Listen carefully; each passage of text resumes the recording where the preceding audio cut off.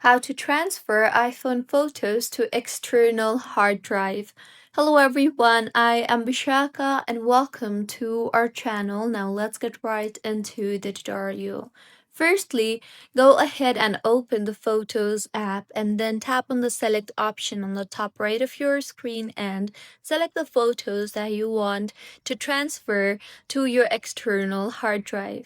Now tap on the share icon on the bottom left of your screen and scroll down to the menu and you will see the option for save to files.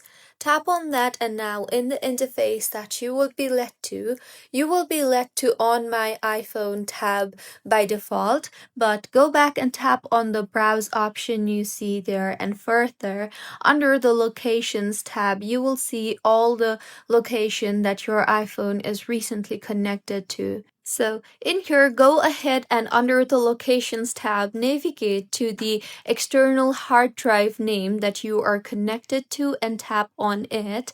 And then tap on the save option on the top right of your screen. And with this, your photos will be transferred. So this is how you can transfer iPhone photos to external hard drive. If you find this tutorial helpful, please like the video and do comment if you have any queries.